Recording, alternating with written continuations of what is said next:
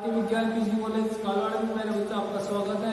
आज हम इतिहास की जो भौतिकवादी व्याख्या है उसके आधार पर जिसको इतिहास की भौतिकवादी व्याख्या उसको आर्थिक नियतिवादी सिद्धांत या ऐतिहासिक भौतिकवादी सिद्धांत के नाम से भी जाना जाता है।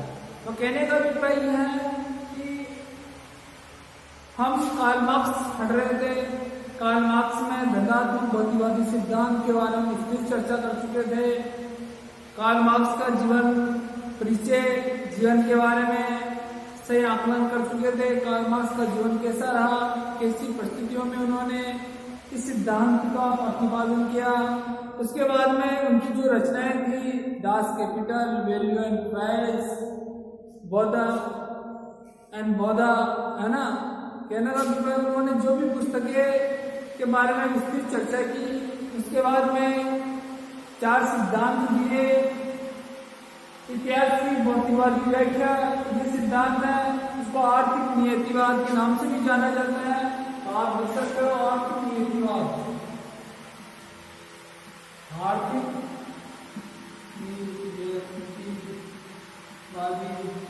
या ऐतिहासिक भौतिकवादी, ऐतिहासिक भौतिकवादी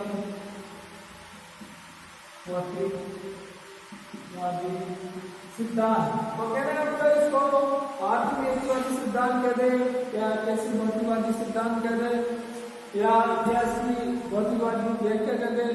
तो कार्ल मार्क्स ने सृष्टि का मूल तत्व पदार्थ को बताया, ये निश्चित तौर पर है। लेकिन उसके आगे जो सिद्धांत दिया कार्ल मार्क्स ने, इतिहास की जो धनात्मक भौतिकवादी सिद्धांत है, उसको सही रूप में अगर समझना है अपन को, तो निश्चित तौर पर हमको आर्थिक नियतिवादी सिद्धांत या आर्थिक भौतिकवादी सिद्धांत के बारे में विस्तृत अध्ययन करेंगे।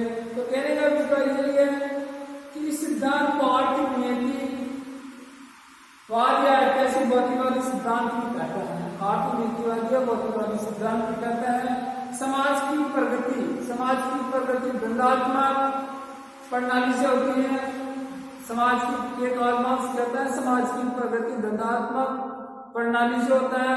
और जो धंधात्मक प्रणाली है, विकास की प्रक्रिया है, उसकी अंतिम दिशा को निर्धारित करने में सहायक होती है। जो धंधात्मक पद्धति है, समाज की जो प्रगति है, धंधात्मक सिद्धांत की जो धनात्मक पद्धति है, उससे धनात्मक पद्धति उसमें सहायक होती है। और धनात्मक पद्धति का जो निर्धारण है वो आर्थिक नियतिवाद और जो विकास की जो प्रक्रिया है, वो विकास की प्रक्रिया है, उसकी अंतिम दिशा को निर्धारण करने में आर्थिक तत्व है। मार्क्स के अनुसार उत्पादन प्रणाली के जैसे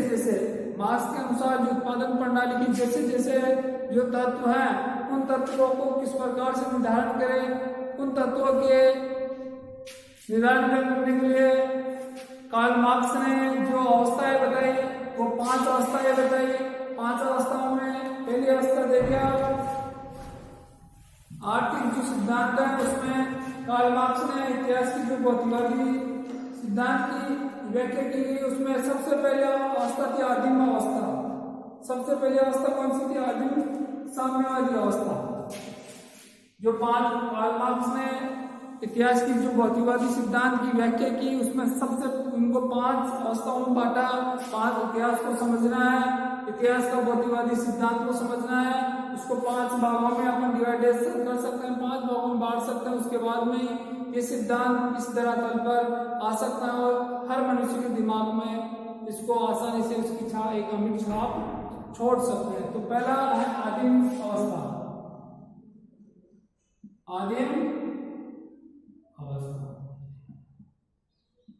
कार्ल मार्क्स की जो आदिम अवस्था है, इसको अगर अपन इस प्रकार से समझाए तो ये कह सकते हैं आदिम, जहां पर तेरे मेरे की कोई भावना नहीं थी।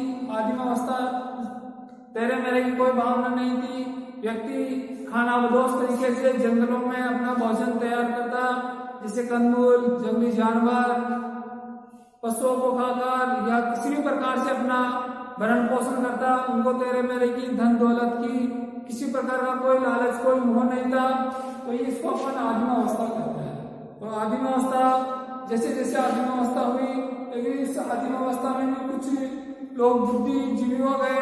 जैसे जैसे आदिम अवस्था में जैसे जैसे बुद्धि होती गई लोगों में, तो कुछ लोग अपने आप को मालिक समझने लग गए, क्योंकि जो उत्पत्ति की जो साधन है उन साधनों पर एक व्यक्ति विशेष का अधिकार हो गया। जैसे जैसे अधिकार वो उनमें बुद्धि का भाव विकास हुआ, तो कुछ लोग उत्पत्ति के जो साधन उस पर अपना नियंत्रण करने लगे और जो जिनको बुद्धि का अभाव था उनको एक नौकरी के रूप में मानने लगे। तो आदिम अवस्था की जो अंतिम अवस्था थी, आदिम अवस्था जहाँ पर तेरे में की कोई भावना ना हो, व्यक्ति इधर उधर खाना बदोस अपना पेट भरता, उनको किसी दुनिया से कोई लेना देना नहीं होता था। उसके बाद में अपन ये कह सकते हैं आदिम अवस्था के बाद की जो अवस्था थी वो दास अवस्था बनी। वो कौन सी अवस्था बनी? दास अवस्था बनी। दास अवस्था बनने के बाद में इसको अपन ये कह सकते हैं कि जो दास अवस्था थी कालवास की, वो उसमें लोगों को पूंजी का समाज दो वर्गों में बट गया, दास में और मालिक में। इसमें दो अवस्था बन गई। इसमें दास और मालिक दो अवस्था बनी। जब दास और मालिक की अवस्था बनी, निश्चित तौर पर दास और मालिक की अवस्था बनी, तो उसमें कुछ लोग उत्पत्ति के जो 5 साधन है, जिस उत्पत्ति के 5 साधन है, भूमि, पूंजी, श्रम, मजदूरी, पूंजी, भूमि, पूंजी, श्रम, संगठन और साहस, ये 5 साधन है।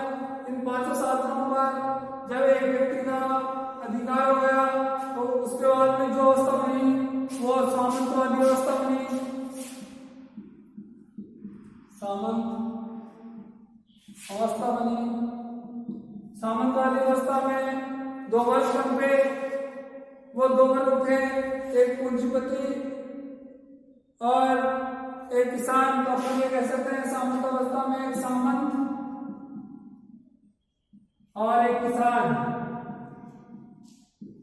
सामंत एक जमींदार के नाम से अपन संबोधित कर सकते हैं। जब जमींदार संपूर्ण भूमि का लाभ वगैरह इकट्ठा करता था किसी किसान से, तो निश्चित तौर पर सामंतवाद व्यवस्था के बाद में पूंजीवादी व्यवस्था बनी, जिसको अपन धनवान की अवस्था भी कह सकते हैं। पूंजीपति वर्ग, पूंजीवादी अवस्था। जब पूंजीवादी अवस्था बनी, तो उसके बाद में 2 वर्ग हुए, एक पूंजीपति वर्ग और एक मजदूर वर्ग। इसमें 2 वर्ग बन गए या 2 वर्गों में बट गया, एक मजदूर वर्ग और एक धनिक वर्ग। धनिक वर्ग। तो कहने का अभिप्राय पूंजीवाद के बाद में साम्यवादी अवस्था बनी, जहां पर वर्ग रहित में राज्य रहित समाज की स्थापना होती है, जहां पर किसी को लेना देना नहीं होता है।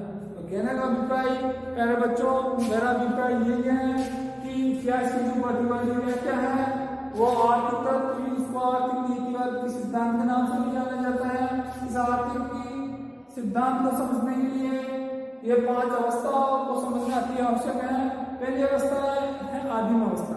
तो आदिम अवस्था वह अवस्था जिसमें व्यक्ति खानाबदोश तरीके से जीवन यापन करता था, उसमें किसी को कोई लेना देना नहीं होता था, इसमें संपत्ति का कोई ज्ञान नहीं था, किसी से कोई लेना देना नहीं होता था। व्यक्ति इधर उधर खानाबदोश तरीके से अपना जीवन यापन। धीरे धीरे उनमें कुछ लोगों में बुद्धि आने लगी, और जैसे जैसे बुद्धि आने लगी तो वो पशुपालन और खेती करने लग गए, जिससे पशुपालन खेती करने लग गए। उसमें दो वर्ग पंप गए, एक ही दास का और एक मालिक का। और जो दास का और मालिक का वर्ग पंपा उसको अपन दास अवस्था के नाम से जानते हैं। दास अवस्था में उत्पत्ति के 5 जो साधन थे मालिक बन गए, जिसमें बुद्धि थी वो मालिक बन गए, और जिन्हें बुद्धि का अभाव था वो उनसे काम कराने लग गए, यानी वो उनसे मजदूरी कराने लगे। जो मजदूरी वर्ग पनपा वो दास अवस्था, दास बन गए, और दास और मालिक की अवस्था दो वर्ग पनप गए। जब दो वर्ग पनपने के बाद में तीसरी अवस्था थी सामंतवादी। मालिक बहुत सी जमीनों के मालिक बन गए, जिसको अपन जमींदार के नाम से भी जानते हैं। जमींदार भी कह सकते हैं। जब जागीरदार या जमींदार बने तो निश्चित तौर पर जो मजदूरी करते थे, जो दास अवस्था थे, वो खेती करने लगे। जैसे खेती करें तो उनसे 1/6 या 1/10 जो भी लाखान इकट्ठा करते वो सामंतवादी या जमींदार कलेक्ट करते, या उनका जो भी 1/4 या 1/4 या 1/4 जो भी देते वो देते वो किसान थे, लेकिन भूमि के मालिक कौन थे? सामंत या जमींदार। तो ये दो वर्ग पंप गए, सामंत और किसान वाली अवस्था। सामंत और किसान जिससे सामंतवादी पैसे वाले बने, प्रगति हुई, विकास हुआ, तो वो उत्पत्ति के 500 साधनों पर विकास करने लगे, अपना आधिपत्य स्थापित करने लगे। जिसे आधिपत्य स्थापित करे तो वो पूंजीवादी अवस्था बनी। पूंजीपति लोग फैक्ट्रियां वगैरह खोले, जिससे फैक्ट्री वगैरह खोले तो उसमें मजदूरों की आवश्यकता होती है। जब मजदूरों की आवश्यकता होती है तो मजदूरों को वो काम दिया और काम के बदले पैसा। तो उस अवस्था में दो वर्ग बन गए, एक धनिक वर्ग और एक मजदूर वर्ग। जब धनिक और मजदूर वर्ग बनता तो वहां पर आर्थिक विषमताएं बढ़ती गई। पैसे वाले अधिक पैसे वाले होते गए और जो मजदूर लोग थे अधिक गरीब होते गए। कहने का अभिप्राय आर्थिक विषमता की खाई गहरी होती गई। पैसे वाले अधिक पैसे वाले और गरीब लोग अधिक गरीब होते गए, और पैसे वाले लोग मजदूरों का शोषण करने लगे। फिर उसके बाद में जो अवस्था थी, जिसने कार्ल मार्क्स ने कहा, वो अंतिम अवस्था जो उनका जो महत्व सिद्धांत था, साम्यवादी अवस्था, जो उत्पत्ति के 5 साधनों पर, जैसे भूमि, पूंजी, श्रम, संगठन और साथ, इन पर किसी व्यक्ति विशेष का अधिकार नहीं होगा, किसी एक व्यक्ति का अधिकार नहीं होगा। वहां पर वो किसी अधिकार होगा तो वो होगा साम्यवादी अवस्था। साम्यवादी अवस्था में तेरे मेरी कोई भावना नहीं होती है। एक निश्चित तौर पर 5 साधनों को रख दिया जाता है, और जिन व्यक्ति को जितनी आवश्यकता होती है वो उनका उपभोग कर लेते हैं। तो कहने का अभिप्राय यही है, जो कार्ल मार्क्स की अंतिम अवस्था थी साम्यवादी अवस्था, उसको अपन साम्यवादी अवस्था के नाम से भी जानते हैं। और इसमें वर्गहीन और राज्यहीन नाम की दो वर्ग पंपे, वो दो वर्ग थे। एक वर्गहीन और राज्यहीन।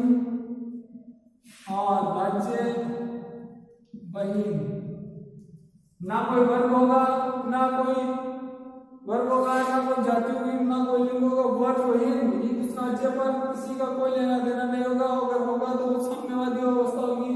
और राज्य नाम की संस्था ने राज्य को एक आवश्यक बुराई मानने लगे, जिसे व्यक्तिवादी विचारधारा थी। इसी प्रकार कार्ल मार्क्स भी राज्य को एक बुराई मानती थी। तो वर्गहीन और राज्यहीन अवस्था वाली जो अवस्था थी उसे ही अपन साम्यवादी अवस्था के नाम से संबोधित करते हैं। और उत्पत्ति की जो 5 साधन है, भूमि, पूंजी, श्रम, संगठन और साथ आगे जो बढ़ते प्यारे बच्चों, तो प्यारे बच्चों में चल रहा था कि आर्थिक की जो भौतिकवादी सिद्धांत है, इसको आर्थिक नीतिवादी सिद्धांत के नाम से भी अपन संबोधित करते हैं। उसके बाद में अपन ये कहेंगे कि जो आर्थिक की जो विकास है, आर्थिक नीतिवादी जो सिद्धांत है, उसका जो सिद्धांत का जो निष्कर्ष अपन निकालेंगे तो निम्न बिंदुओं के आधार पर उसका सारांश निष्कर्ष निकाल सकते हैं।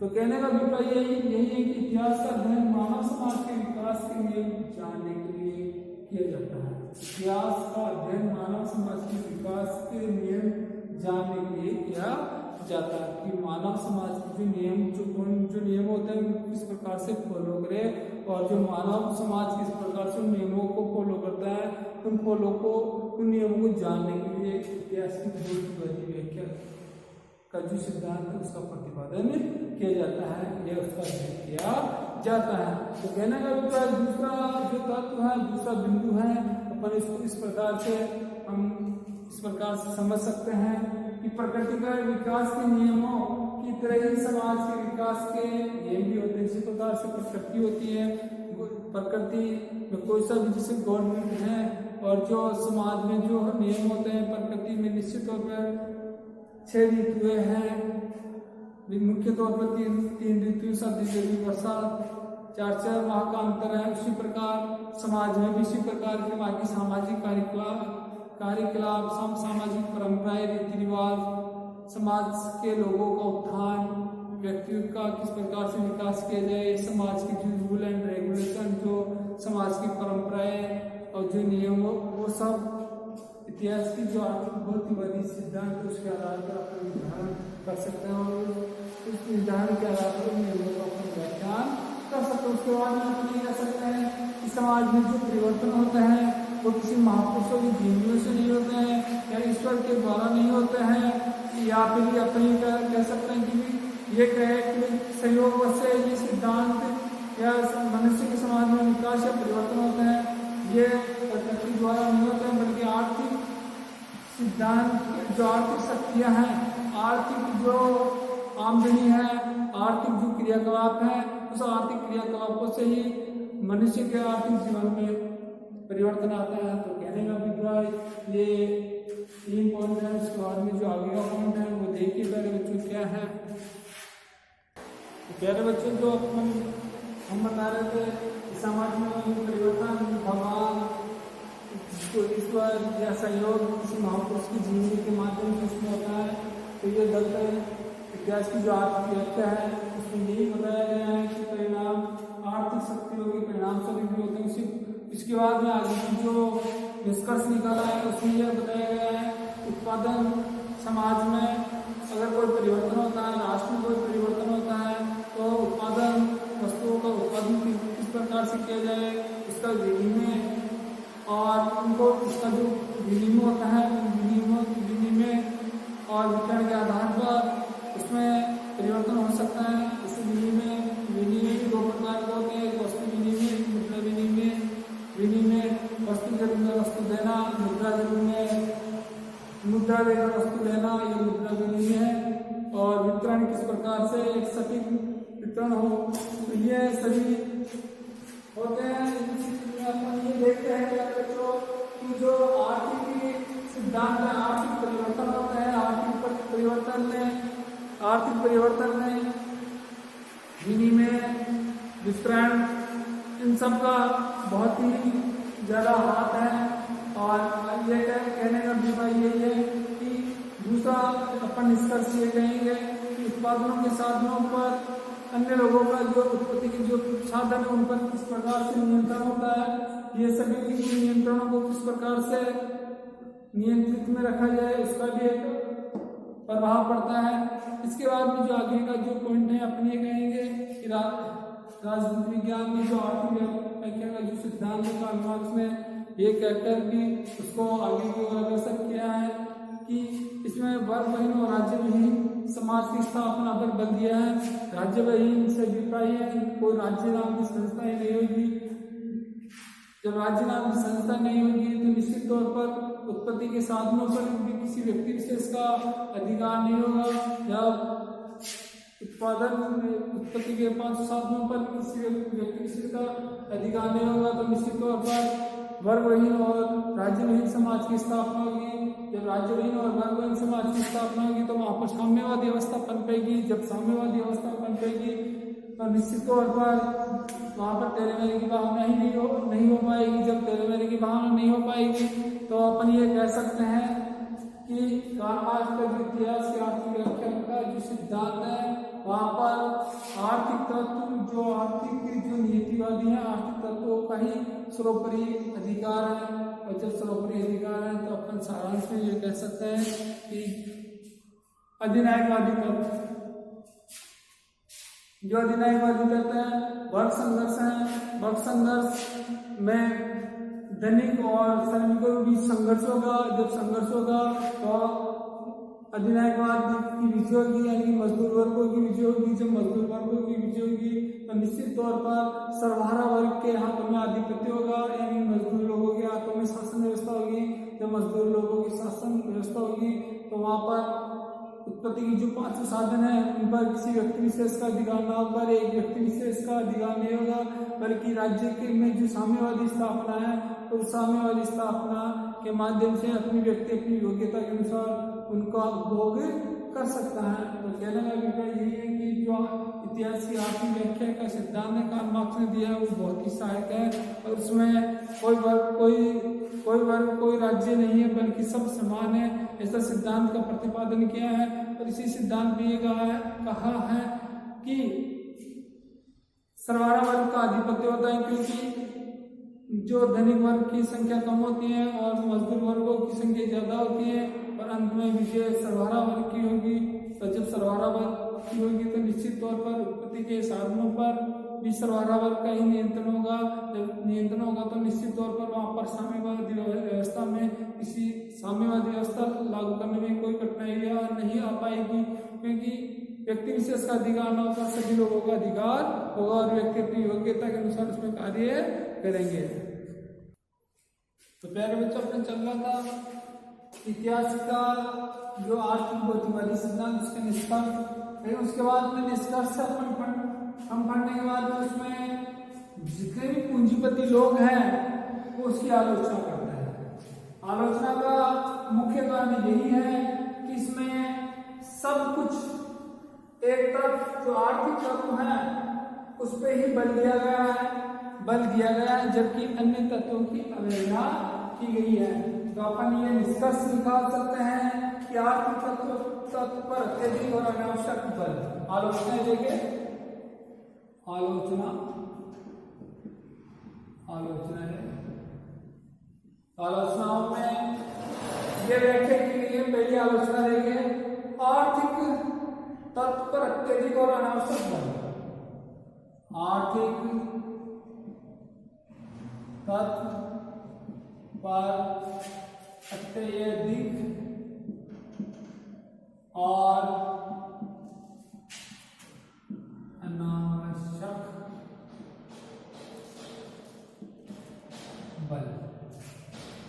कार्ल मार्क्स का जो सिद्धांत था उसमें आलोचना का एक कारण ये भी रहा कि आर्थिक तौर पर अत्यधिक बल दिया है कि समाज में जो भी परिवर्तन होते हैं, उत्पत्ति के जो साधनों के जो भी परिवर्तन होते हैं ये आर्थिक तत्व के माध्यम से ही होते हैं, बाकी और तत्व को नकार दिया गया है। इस आधार पर इसकी आलोचना की गई है। जिसे और तत्व कौन से हैं?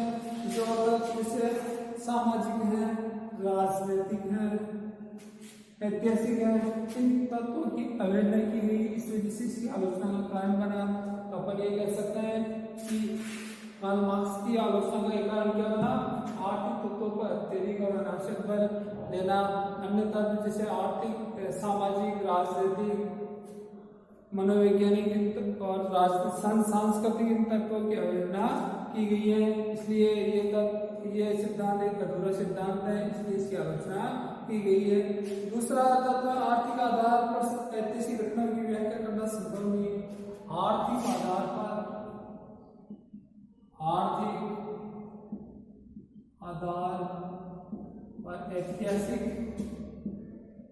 ऐतिहासिक घटनाओं का आकलन व्याख्या करना संभव नहीं। आर्थिक आधार पर ऐतिहासिक घटनाओं का आकलन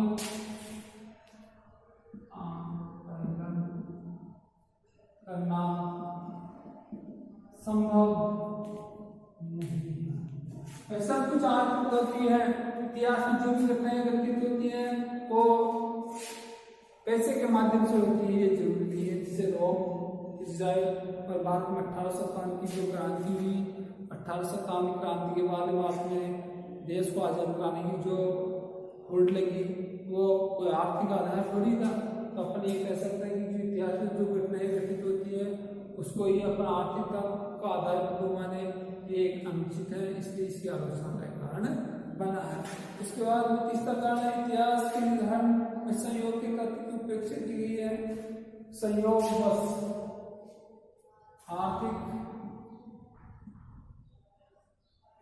आधार में परिवर्तन संयोग तत्व की उपेक्षा। कहने का कि भाई इतिहास की जो आर्थिक की व्याख्या की गई है, आर्थिक नीतिवादी सिद्धांत, जिसमें यह बताया गया कि संयोगवश कोई परिवर्तन हो उसकी अवहेलना की गई है। कहने का भी भाई जैसे न्यूटन है, न्यूटन ने देखा कि पेड़ से सेब गिर रही है नीचे की ओर, तो न्यूटन ने उसको देखकर आगे ये सोचा कि ये न्यूटन का नियमों का था गुरुत्वाकर्षण के आधार पर गुरुत्वाकर्षण का नियम बताया। आगे चलकर वो गुरुत्वाकर्षण का नियम बना, ऊपर की वस्तु को पृथ्वी अपनी ओर खींचती है, न्यूटन का नियम है। तो ये देखकर उन्होंने इस सिद्धांत का प्रतिपादन किया। गौतम बुद्ध ने सड़क पर एक वर्द लड़ाई चल रही थी, उसको देखकर उसके मन में वैराग्य की भावना जगी। इसी प्रकार बहुत से ऐसे उदाहरण हैं जिसके माध्यम से संयोग से वो सिद्धांत बन गए और आगे जाकर क्रियान्वित हो गए। अमेरिका, इंग्लैंड में, ब्रिटेन में जो भी परंपराएं हैं वो आज वहाँ की शासन व्यवस्था, वहाँ का संविधान है, वहाँ के नियम है, ये सभी कार्य क्रियान्वित होते रहते हैं। तो इसकी आलोचना है धर्म की उपेक्षा, धर्म की उपेक्षा करना, धर्म की उपेक्षा। और मार्क्स ने धर्म को की उपेक्षा की है।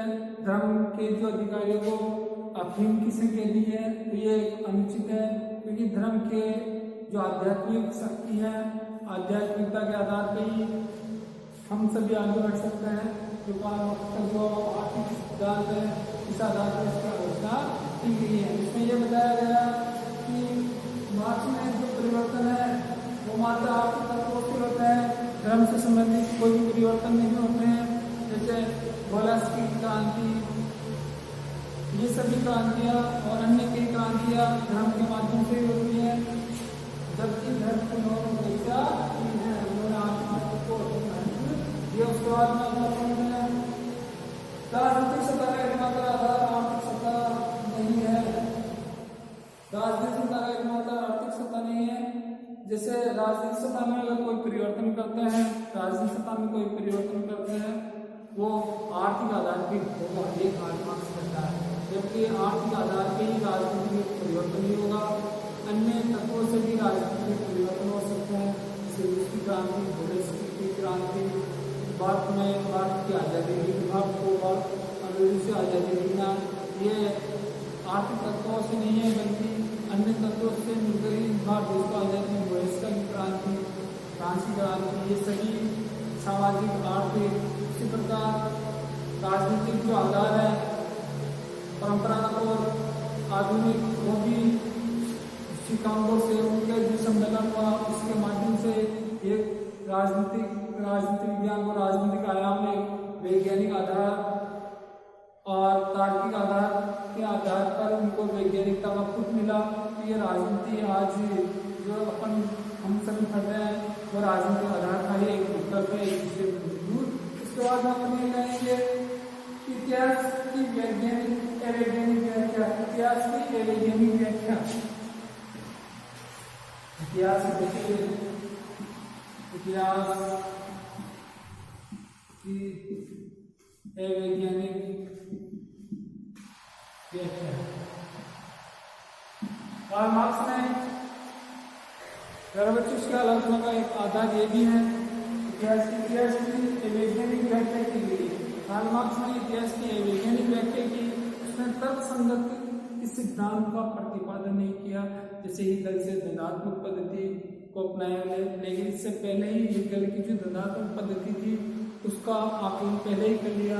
तो कहने का भी अभिप्राय यही है, कार्ल मार्क्स का जो सिद्धांत है उस सिद्धांत की जो इतिहासव्यापी है कि सिद्धांत की आलोचना का एक कारण ये भी है कि इसकी व्याख्या स्पष्ट है, जो आम आदमी की समझ से परे है, ये वैज्ञानिक इसका आधार नहीं है। इसमें मात्र कोई आधार है तो आर्थिक तत्व को प्रधानता दी गई है, जबकि किसी सिद्धांत को अगर बनाना है उसको एक नियमबद्ध एक क्रमबद्धता के आधार पर लागू करेंगे, जबकि इसमें क्रमबद्धता और नियमितता का अभाव है। किसी प्रतिशत आधार पर इसकी आलोचना की गई है। इसके बाद में अगला जो पॉइंट है इतिहास की धारा का साम्यवादी युग में आकर जाना। इतिहास की धारा का साम्यवादी युग में आकर जाना। इतिहास की धारा का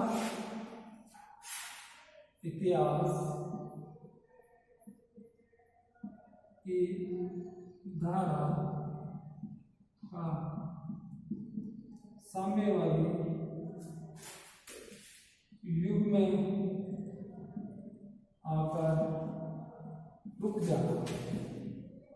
रुक जाना। मार्क्स का जो सिद्धांत इतिहास की भौतिकवादी व्याख्या का सिद्धांत, उसने कहा कि जो साम्यवादी युग है तो साम्यवादी युग में ही सिद्धांत समाप्त हो जाता है। वहाँ पे ये बताया गया, इसमें ये कहा गया कि उत्पत्ति के 500 साधनों पर किसी व्यक्ति विशेष का अधिकार न होगा, समाज के सभी लोगों का अधिकार होगा और व्यक्ति अपनी योग्यता के अनुसार कार्य करेगा और इन वस्तुओं का उपभोग करेगा। लेकिन सही मायने में कहा जाए कि साम्यवादी इतिहास का जो व्याख्या का सिद्धांत है साम्यवादी युग में नहीं रुकना चाहिए, क्योंकि ये इसको वैज्ञानिकता का पुट देने के साथ साथ इसको सृष्टि में इस विश्व को में आगे फैलाने के लिए इसमें बहुत सी विकल्प, इसमें बहुत सी जगह, बहुत सी गुंजाइश है। इसलिए मात्र इतिहास की जो धारा वहाँ पे का इतिहास की धारा में साम्यवादी युग है वहाँ पे आके ही रुक जाता है। जब आज वर्तमान में देखें तो समाजवादी व्यवस्था हो गई, समाजवादी व्यवस्था हो गई,